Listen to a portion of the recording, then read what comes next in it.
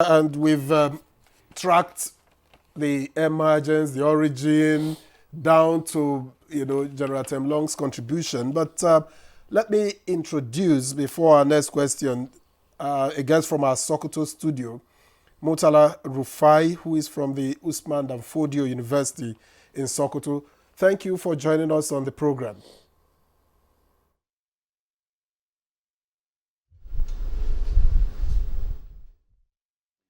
All right, can I now take you on straight up? You've had the benefit of listening to the other guests in the studio and outside of it. And some people have said that this could be a failure of intelligence from the beginning, not being able to determine the intention of these people when they came in.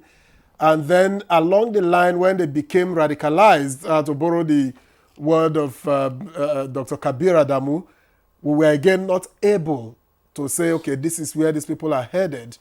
Is that what it is for you? A misdiagnosis of the situation and the intentions of the Lakurawa group?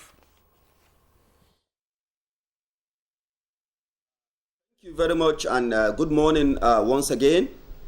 My candid opinion about the Lakurawa, they came in as a radical and violent group with, quote and unquote, their own Islamic teachings and also their own Islamic ideology. And the unfortunate thing is that they don't have a very good understanding of the religion. Neither do they have an understanding of what exactly they want to do.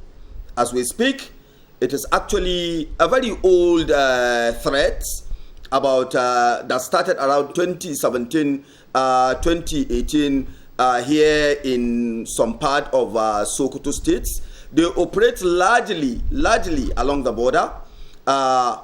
Today they have their presence and influence in about 10 local government areas across Sokoto and Kebbi states, and they are basically and fundamentally operating along Nigeria-Niger border areas.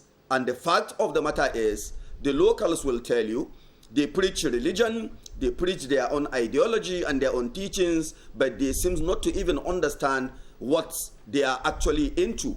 And what do we see? We see people from different nationalities. They are mostly not Nigerians. They are from Niger, from Burkina Faso, from Benin, from Mali, and other parts of the Sahel. But the most interesting thing about it is that, again, they don't even understand the language of each other. That is very clear. And in some part of Sokoto where they operate, in these local government areas that I'm going to mention, around Ilela, around Tangaza, Godu, Bale, Benji, Silami, down to some part of KB, particularly in Kangiwa, in Augi, and as we speak today, they are in some part of Argungu local government area.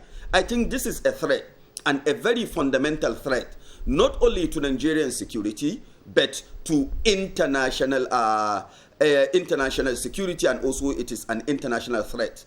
In my own opinion, the fight against these people requires a robust and elaborate operation. We don't actually need to engage in cosmetic security operation in these places, because they have entrenched the communities, they have gotten the acceptance on the part of the communities. And what do we see? This same group today have created a large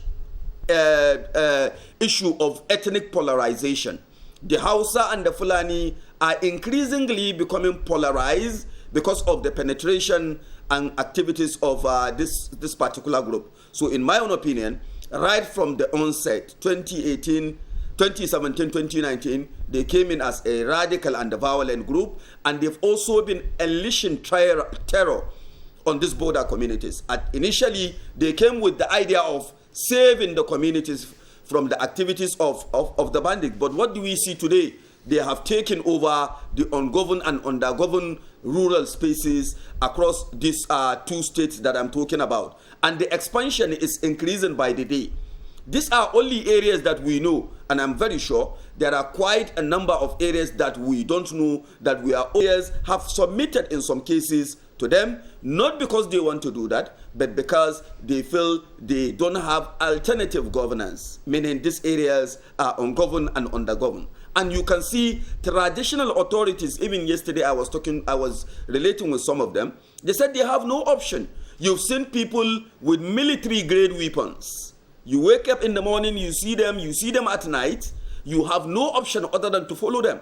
And that is what is actually going on in these rural areas. If you take, for instance, Augie local government, you find quite a number of the district. Kwaido taken over by these people, Shafazane taken over. Most of these areas are actually under the control of this terrorist group. And they are, just like I said earlier, non-Nigerians. But the possibility of our local people supporting and joining them and accepting their ideology is actually on the increase, because they collect taxes. Not only collect these taxes, when they impose the taxes, they collect these taxes in cash, and they will also direct you. We are in so location at so point. We want so amount to be submitted or to be given to us. And at the end of the day, you will be the one to take the money. To the extent that in Arugungu, in Augie, in some part of Kangiwa, and even part of Sokoto states, around Tangaza, around Gudu and Silami, they have established a network in which this network serve as their agents. They impose levies on you, 10 heads of your cattle, they will say you pay 200 or 300,000. If you want to pay, we are in Jima Jimi, we are in Giragiri, we are in Raka, they will mention locations. And you see people submitting, collecting this money, paying to them directly. They even know where to see them. They have their agents, the motorcyclists, that actually take individuals to some of these places. So in my own opinion, it is a very serious threat beyond our imagination. And we really need a robust international collaboration. It's not just about the issue of Nigeria anymore. Rather, it is the issue of getting the support of international communities to deal with this particular threat. It is imminent, it is increasing, it is expanding, and rural communities are crying day in, day out about the activities of this group. Thank you very much, Dr. Rufai, for giving us a detailed insight into the activities of this new terrorist group. We'll be back to you later, but let's come back. I had wanted him, which he didn't quite respond to, the place of intelligence in all of this. That was my major question to him, and I wanted him to say, was there failure of intelligence, and what role can intelligence play at this point in time? At this point in time. Okay, but maybe later, maybe let's failure of intelligence. I think the failure of intelligence. I think.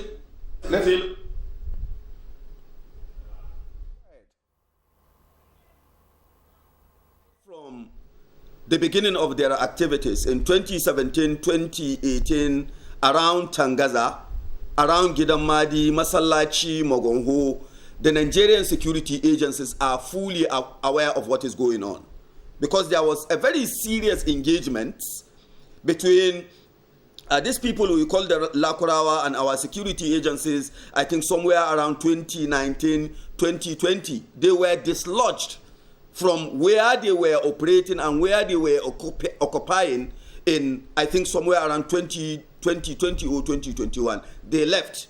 Now, what do we see? We see the second phase. The second phase is more radical, is more violent, is more entrenched than actually the first phase. And why do we know what we know?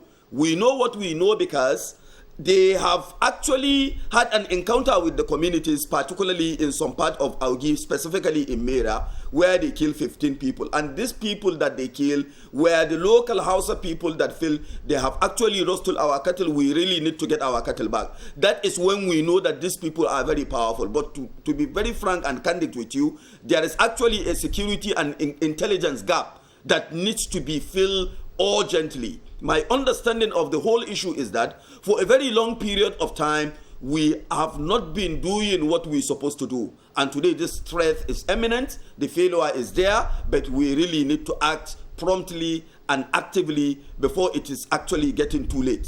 I know some people will say it is too late, but it is better done now than never. Thank you. Thank you very much, Dr. Rufai. It is better done now than never. But, people to go the way they want to go. So All right, General Temlong, we thank you very much for your contribution. Let me quickly get back to Sokoto, where we have Dr. Rufai. And I just want to, we've talked a lot about the issues, what led to it, how it emerged, but where do we go from here? Is the solution diplomatic? Is it military, or is it both?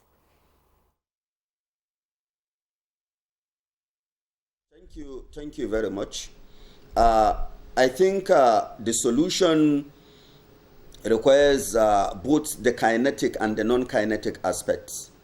At the moment, communities, just like I said earlier, are increasingly becoming polarized with the issue of mistrust and distrust along the border.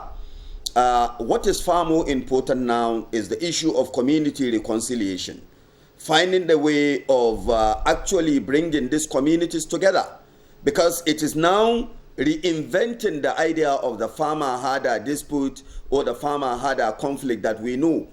The Hausa people along this particular border point accusing fingers on the pastoral communities or the Fulani that they are responsible, they are agents of this terrorist group.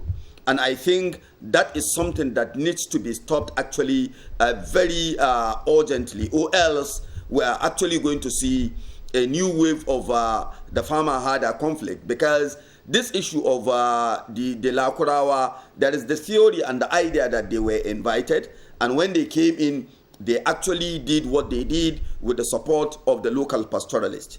And today, we've seen them also engaging and recruiting their own local informants that provide them with local and also village intelligence. So what is important now is to conduct a deeper threat analysis of this particular quote and unquote new group, because it is identified as a new group. But I feel a boy of 8, you can't call him a baby boy anymore. But the issue actually, and the fact also remains, that we need to have this idea of buying in and keying in of rural and the local communities over what we are doing, because a portion or a fraction of the local communities in the affected areas have no faith.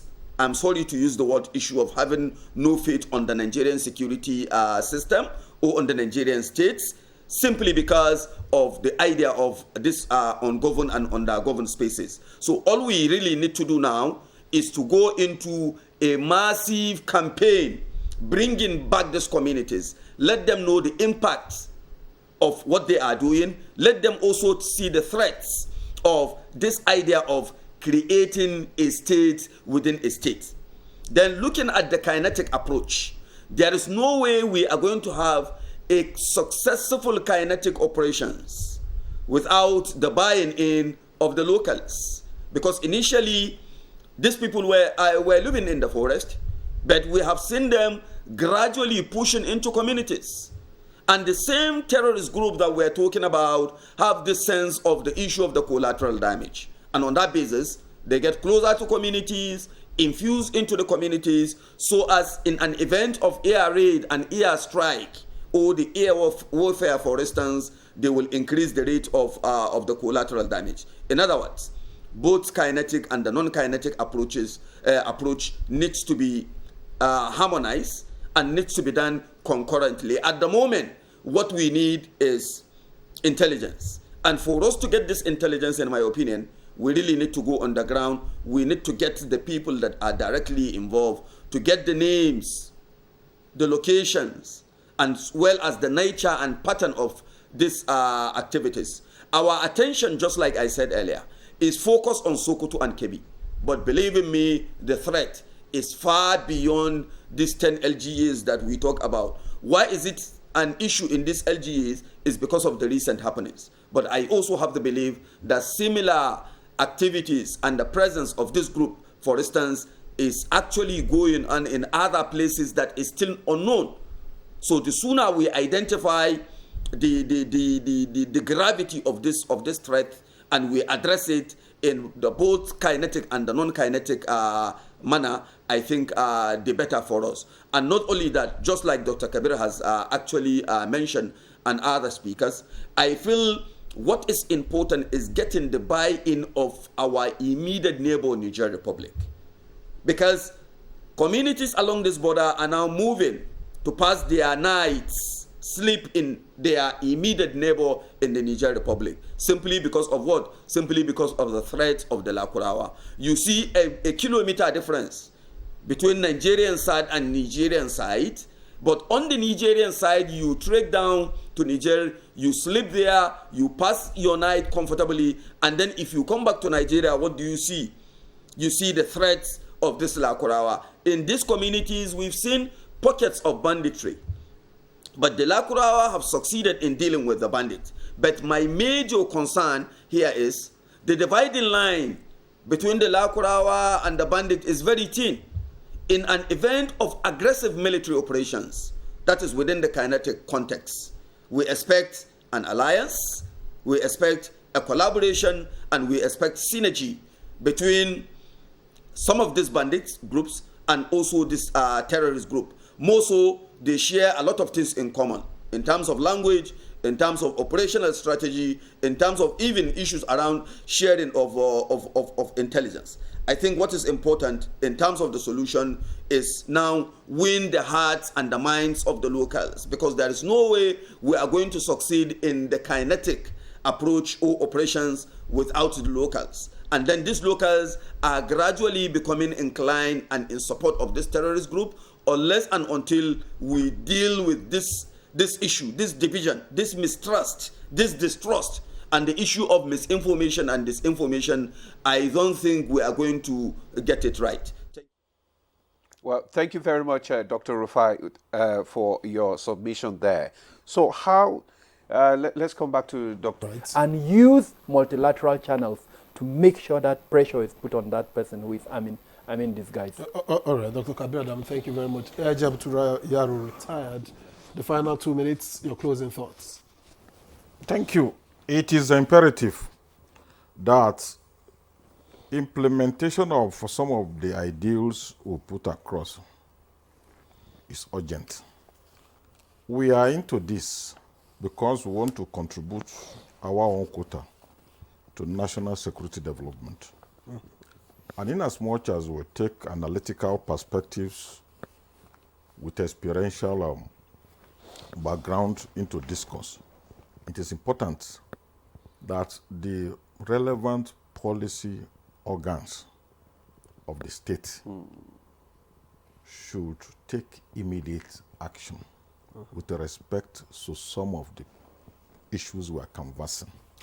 Because it is to the interest of all of us that we preserve our country, and it is important that without this country being at peace with itself, we individually cannot function. All right. We must take cognizance of the fact that this country was bequeathed to us by our forebearers in a complete and stable state. And during our own generational existence, we must add value to that tranquil state apparatus that we inherited. That's the much we can do All right. for our country at the moment. AIG Abutu Yaro retired. Retired AIG Zone 13, former CP Edo, Zamfara, and Imo State CP Federal Operations Commander, Counter-Terrorism Training School, Port Harcourt. We thank you for your time and thoughts on Good Morning Nigeria. Thank you for having me. Let me also thank Dr. Kabir Adamu, Security Risk Management Expert. Always a pleasure having you at the program. Thank you for your contributions. The pleasure is mine. Thank you for having And me. let's cross over to Jos, where we are joined by General John Temlong, First Commander of the Multinational Joint Task Force and former President, Alumni Association of National Defense College. Security consultant, you are also. We thank you very much for always finding time to join us and contributing on Good Morning Nigeria. Thank you. Thank you very much for having me. And by no means the least, let me thank Dr. Murtala Ahmed Rufai, Department of History and International Studies at the Usman Danfodio University in Sokoto. Thank you for bringing the fire. We appreciate your time and thoughts on Good Morning Nigeria. Thank you very much. Thank you. That's Good Morning Nigeria. We thank you very much for watching. Let's do this again tomorrow. I am Victor Azu. And I am Ademola Ade. Be safe and enjoy the rest of your day.